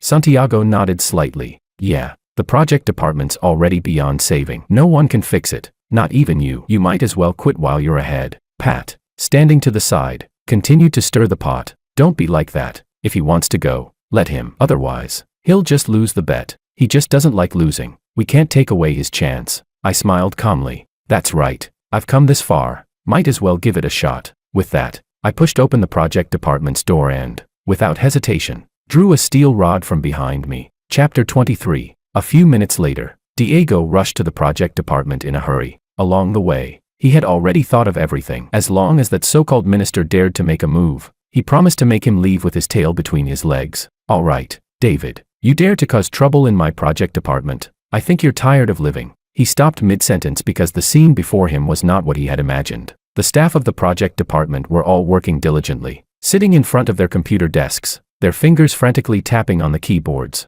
Not only that, but the windows were open, and the previously smoky, mystical scene had completely disappeared. He instinctively glanced at the sign at the door and muttered to himself, is this really the project department? Just then, a cheerful laugh came. Haha, of course, it's the project department. It was me, followed by the 3 team leaders and assistants trailing behind me. Diego's face changed. He said, didn't you want to cause trouble here? I shrugged and said, unjustly accused. I just got appointed today. How would I be foolish enough to cause trouble? Besides, look around. Everyone's working peacefully. Does this look like trouble? Diego looked around, and indeed, there was no sign of any disturbance. He turned around and slapped his assistant across the face. Tell me, what is this about? The assistant, now completely confused, had no idea what was going on. He said, I don't know. I really saw him walk in with a stick earlier, and his posture clearly seemed like he was about to make a move. I rushed to inform you at that moment. I didn't know it would turn out like this. Diego couldn't be bothered with him and turned his gaze to the project department staff. What are you all doing? Who told you to work? Did you all take the wrong medicine or something? Stop whatever you're doing and go back to your tasks. I'll only say this once. His words fell flat, like pebbles dropping into the ocean, not stirring even the slightest ripple. No one even glanced at him, continuing with their work as usual. Diego's face turned green with anger. He said, all right, so you all want to revolt? Huh, believe it or not, all I need is to give a word, and I can have finance stop your salaries. Then you'll all be drinking Northwest winds. I walked up with a smile, pulling Diego aside. I said, all right, Minister Liu, calm down. Let's talk things through. I know you're feeling unbalanced right now, but you have to accept this fact. You've been completely sidelined. When Diego heard the words, completely sidelined, his body shook violently. Damn it, he just went out for tea, and when he came back, he'd been sidelined. What kind of nonsense was this? Before he could react, I continued. I've personally paid these people 10 times their previous salary. Do you think you can still convince them? Of course, if you want 10 times the salary as well, I can give it to you right away, but on the condition that you stop causing trouble. Not only that, but you all have to listen to me. Do whatever I tell you to do, or you'll have to leave the project department. Diego froze for a moment before laughing out loud in anger. He said, Heh, leave the project department. Do you think you're somebody? I've been here for so long, and no one has ever dared to say I should leave. Besides, do you know the relationship between me and President Liu? Believe me, with just one word, I can make you leave. The corners of my mouth curled into a slight smile. I said, of course, I don't believe you. I don't know what your relationship is, but I do know that Liu's group really needs my investment right now. As the largest investor in Liu's group, if I tell President Liu to make you leave, do you think she'll agree? Diego's heart sank. He had nothing more to say. He and Willow Liu were just distant cousins. While I was the largest investor in Liu's group, everyone knew what choice would be made. I patted his shoulder and said,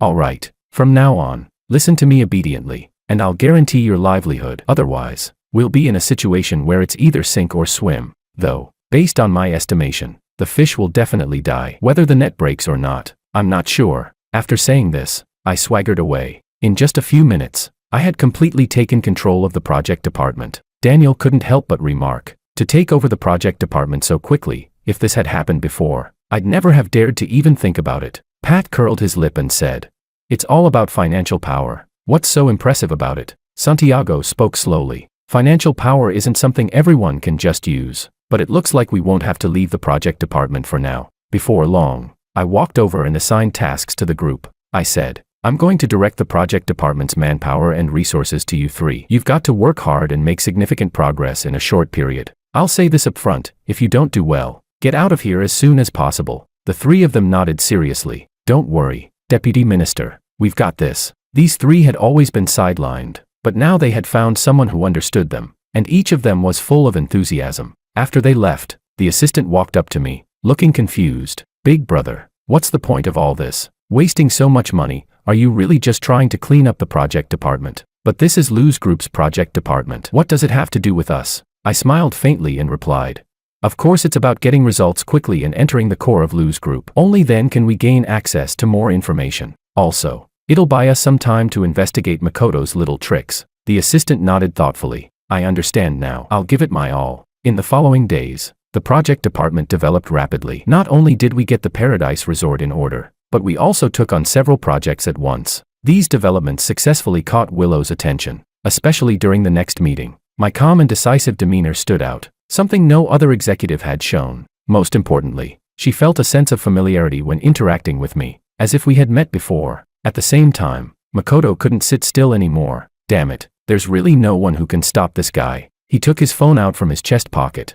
preparing to replicate his previous actions. But this time, unlike before, it wasn't a direct confrontation. It was a case of trailing and investigating, trying to figure out my background thoroughly. However, the result was that as soon as the car drove off, I noticed. The assistant glanced at the rearview mirror. "Big brother, we're being followed again." I smiled faintly. "Let them follow. Head to the usual spot." Got it. Chapter 24. After arriving at the old town, the little brother quickly lost track of the person he was following. Damn it, where did they go? He was planning to turn around and leave, but just as he made the turn, my car blocked him completely. I pulled him out of the car. "You probably know what happened to those people before. I don't want to waste time talking with you. Tell me who sent you here and what your purpose is." I don't know. I'm just a passerby." "Who are you?" The little brother tried to play dumb, but I pulled a knife out of my pocket. "I see you don't want to talk." "Ah, then let's not talk. By the way, do you want your left leg or right leg, or would you prefer to lose both?" I played with the knife, and my seemingly casual tone pierced through the little brother's psychological defenses. "It was President Ito who sent me. He said you were suspicious,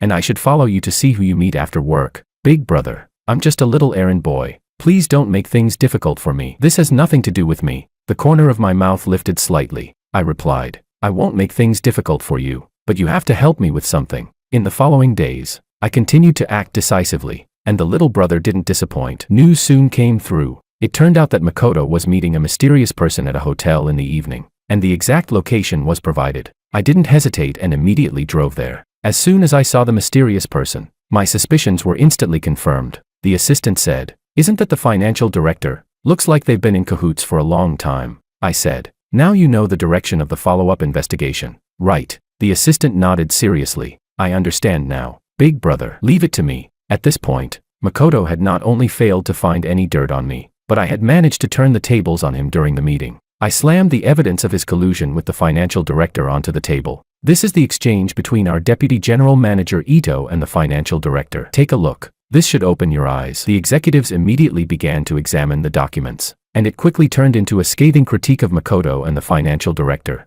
"Unbelievable. This is really eating inside and digging outside. My God, if I hadn't seen this, I wouldn't have believed it." Makoto, enraged, pointed a finger at me. "You bastard. You dare stab me in the back." I spread my hands and said, "How can I be stabbing you? This is all on you. If you hadn't acted so shady, would I have anything to use against you? You, damn it, I'm going to fight you." He rolled up his sleeves and was about to make a move, but Willow stopped him. She asked, "Care to explain what these accounts are about?" Naturally, Makoto denied everything. "This has nothing to do with me. I'm being wronged. He's framing me." Willow turned to the financial director. "Let's hear it from you. If you tell the truth, I'll consider giving you a chance." Without hesitation, The financial director immediately sold Makoto out. It was all him pressuring me. I know I was wrong. President Liu, I was just an accomplice. Please spare me. I beg you. The outcome of the meeting was clear. Makoto was stripped of his position as executive vice president and temporarily cut off from cooperation with Liu's group. As for the position of executive vice president, I would take over. After the meeting, Willow sought out Makoto. Although she was furious, she couldn't ignore the fact that he was someone she had chosen. She suppressed her anger. She said, I see you're tired. Go rest for now. Once things calm down, we'll discuss the collaboration between the two big groups. Makoto agreed outwardly, but in his mind, he was already plotting his revenge. On the other side, after temporarily handling the company matters, I headed to the orphanage, but this time, I went as David. Since it wasn't the right time to reveal myself, the children at the orphanage were as lively and adorable as always. In their faces, I saw a reflection of my past self. After a bit of playtime, the director called me into his office. He said, there's something I don't know if I should bring up. I smiled faintly. I said, Director, what's between us that you can't say? Just speak your mind. Well, I won't hide it anymore. Do you remember the funds that President Liu donated to the orphanage years ago? I've done some investigating recently and found that part of the funds wasn't used for the children's education and living expenses as intended. Instead, they were secretly diverted.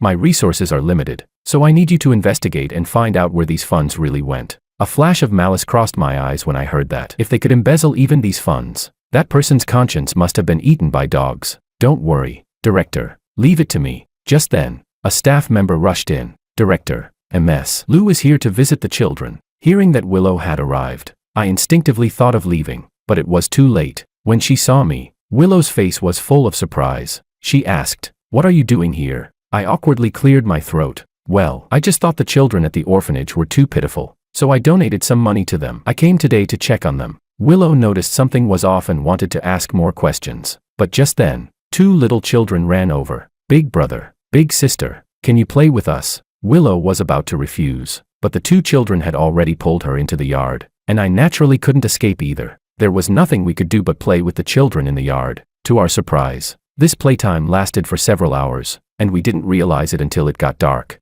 Those few hours were also the most relaxed we had been, and they made me reflect on the little moments of the past. But alas, what has passed can never come back. As we were leaving the orphanage, Willow stopped me. I want to ask you something. Have we met somewhere before? I smiled and said, no, I've been abroad. Just recently returned to the country. Maybe it's because I have a common face, so I look like someone you've met. Even though I said that, Willow still couldn't shake the doubt in her mind. After we returned, she had Makoto investigate my real identity. In fact, even if she hadn't said anything, Makoto wouldn't have been idle. But once he started investigating, problems arose. He found out that I had recently been keeping an eye on the orphanage's funds. Not only that, but Pat and the others were also investigating the materials used in the Paradise Resort. The person behind all these issues was the same, Makoto. Damn it, they're forcing me into a corner. Fine. Since you want to play, I'll play to the end with you. While he was making his plans, a message suddenly popped up. After a long period of investigation, the truth about my real identity was gradually coming to light. Chapter 25.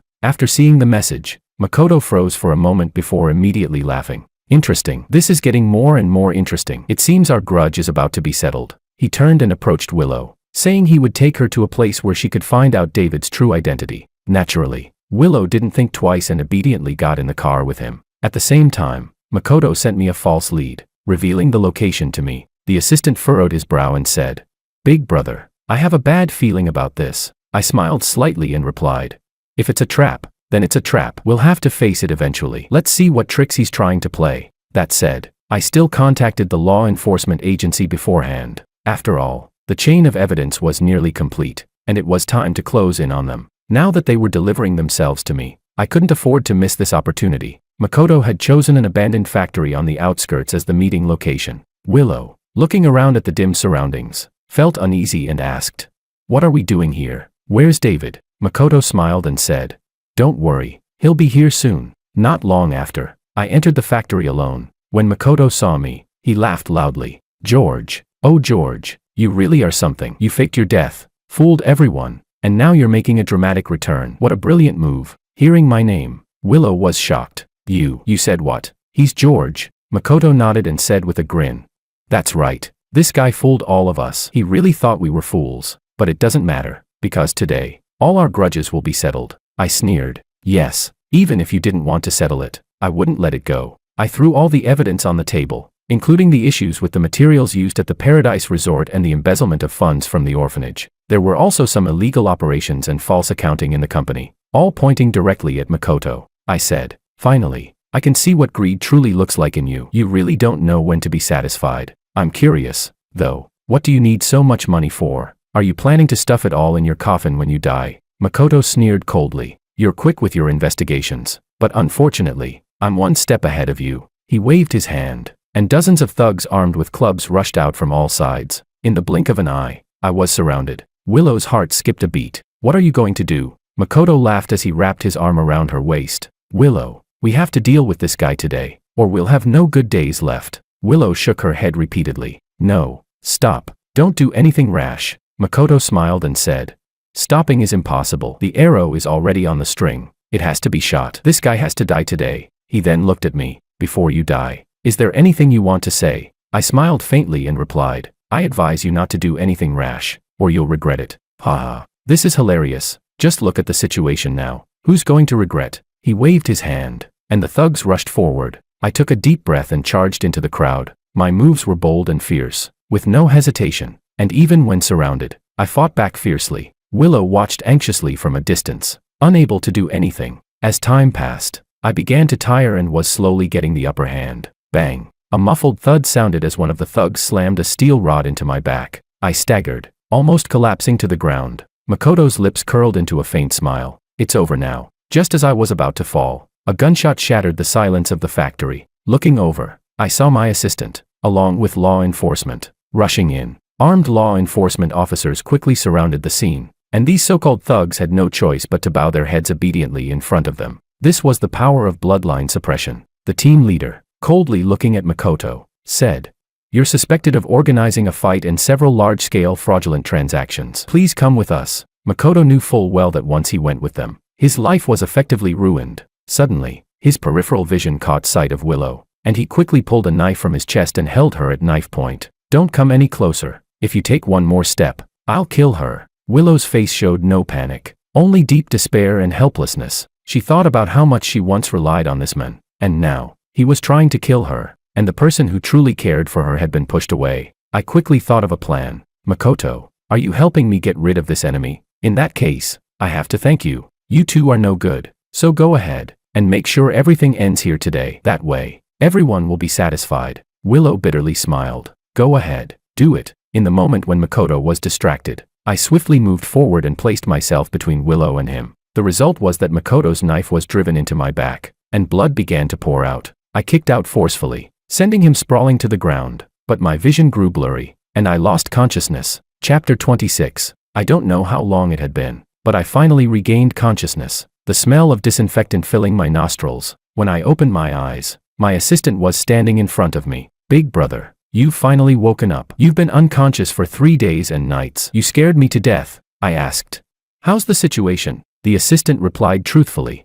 It's all been handled. Makoto's been charged with multiple crimes and will spend the rest of his life in a small, dark cell. Ito's group has collapsed, but Lou's group doesn't have a good fate either. Makoto had already turned the whole group into a hollow shell. Now, if no one invests, Lou's group will follow in Ito's footsteps. After a moment of thought, I decided to act. Join forces with other investors and inject capital into Lou's group, but don't use my name. Just do it under the name David. Understood. Thanks to my intervention, Lou's group quickly overcame the crisis, but Willow resigned as president and transferred all her shares to me. According to my assistant, Willow decided to leave South City and devote herself to charity work in a remote mountain area. After thinking it over, I decided to send her off. At the airport, Willow was as radiant as ever, but compared to before, her face held more gentleness and a sense of relief. She said, George, I admit I was wrong before. I've wronged you, and I don't deserve to ask for your forgiveness. I betrayed you. I believed Makoto's lies. It was my own actions that led us into this situation. So, I want to build schools for children in the mountains. I hope this is a way to atone for my mistakes and find redemption within myself. I didn't say much more. I stepped forward and gave her a hug. I said, I wish you a safe journey. As I watched Willow's figure fade into the distance, I let go of the hatred in my heart and turned to embrace my new life. This wasn't just Willow's redemption. It was my redemption as well.